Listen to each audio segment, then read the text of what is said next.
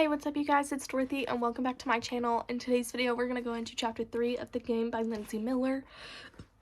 So let's get right into this chapter. This video may contain sensitive topics and foul language. If you do not wish to continue, I suggest you click off of the video now.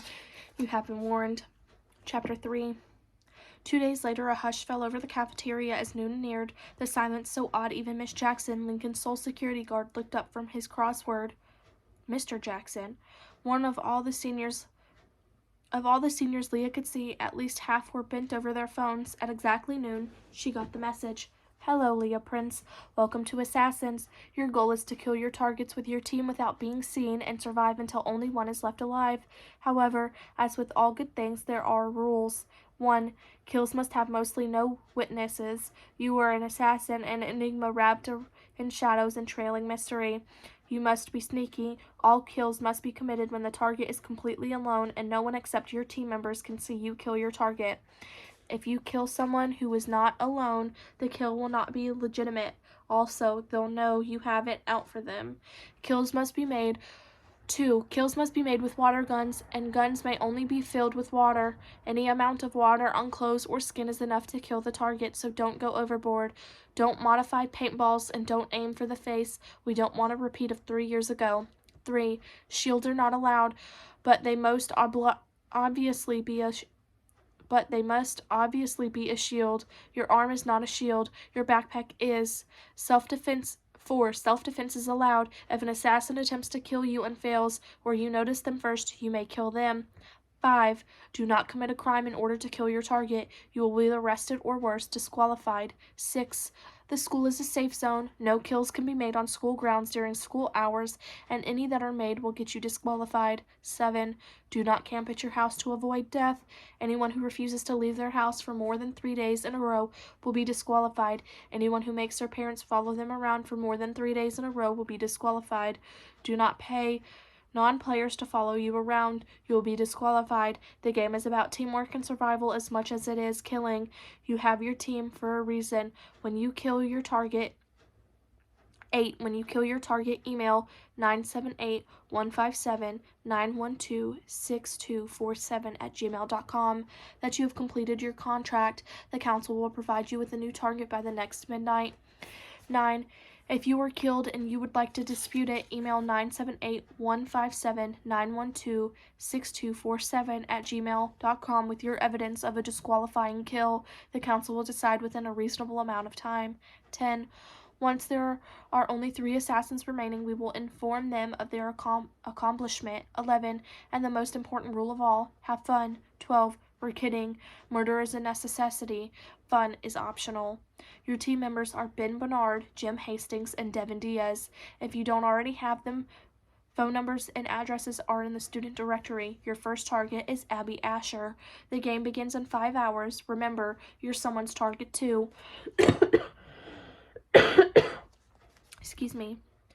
Good luck, the council. P.S. Obviously, none of this is literal. Don't kill anyone. No dangerous traps. Putting another assassin in danger will disqualify you. If you hurt anyone or damage any property, you're on your own.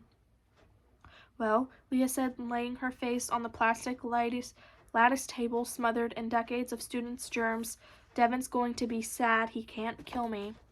No romantic distractions. Jim pulled up her Gabo definitely didn't write the last part. He hates caps. So the council was still a mystery then, but at least one concerned about legality. Leah threaded her fingers through the table lattice. Ben's good through, though, and he always goes all in. I can't believe your terrible flirting convinced Devin to play, Jim said. He's walking over here, by the way. Devin usually ate with a handful of orchestra kids. He walked through the crowd toward their table. Why do I feel like you set this up? He said, dropping his bag onto the bench next to Leah and crossing his arms. Are any of the other orchestra kids playing? Leah asked. They grouped friends and classmates together. Yeah, Jim said. We can't have you and the second violin bitter about assassins for the rest of the year after she kills you. He shook his head. Most of them aren't. We have rehearsal every night for the spring concert. It's too easy to take us out. Well, now you have us and Ben to protect you, Leah smiled. Did you read the rules? Yes, but I'm assuming you have it all planned out. You love things like this, Devin said.